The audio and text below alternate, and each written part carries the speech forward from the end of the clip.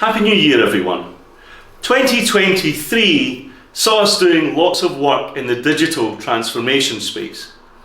And we're still seeing the same mistakes over and over again, which is replicating the current process with all the waste, duplication, errors, and customer effort being hardwired in to the new design.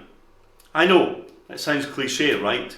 Surely we're still not doing this. But this is a thinking issue.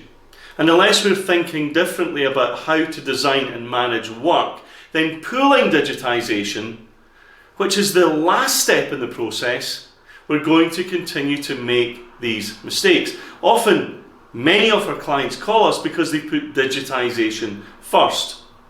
Let me explain. Claims is a great example.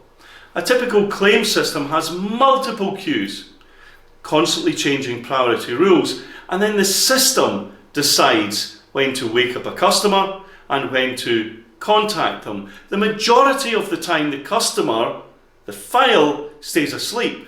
This is all in the name of productivity. Hardwire this in and you get long wait times for customers, a ton of failure demand and high costs. Think of it as lots of planes circling in the air, but never landing. Sure, it will look like you have high productivity as you're managing all of this work, lots of transactions, but all you're really seeing is lots of notes on files to say that the customer hasn't responded, and the file or the case goes back in the queue. So how would you do this differently? Well, job one is learn how to study the system and build the rules of the current system. I don't know if you're aware, but Charlie Munger died recently. He was Warren Buffett's business partner. And he had this thing called inverted thinking, where when he walked into a business, he'd say, what are the things that we wouldn't do to make this business work? Then he'd flip them over. It's a bit like this, but this is based on data. It's learning how to study work so that you understand how it works today. Study claims, and what you see is cases only wake up when the system tells them to. The system is using its brain, not the people. You'd also see multiple queues for each stage of the journey. And you'd see people being moved back and forward, customers being moved back and forward in the queues. The measurement of time is a service level agreement that is only measured when the case is awake. It makes it look like things are being done in short bursts, but actually, when you look at the end-to-end time, the customer is experiencing weeks, months, sometimes years to get their claim settled. Often what you see is two systems, easy claims and hard claims, all in the name of leaders being interested in productivity and transactions, not the number of claims settled.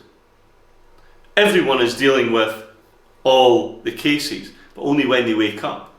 And if we did this inverted thinking and we changed the rules, you'd have a completely different system. You'd have a team member managing a fixed number of cases that when they were awake, they stayed awake.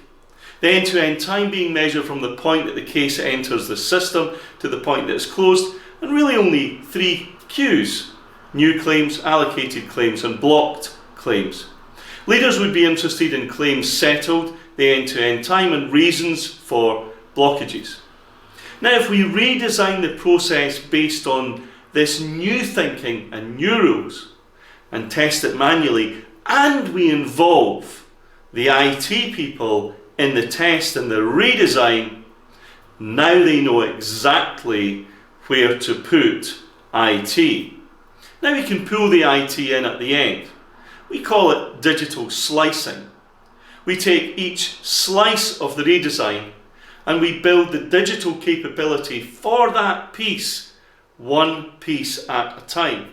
Makes the build much more contextual. Slowly but surely the manual process is moved over to a complete digital process, until eventually the whole process has been transformed.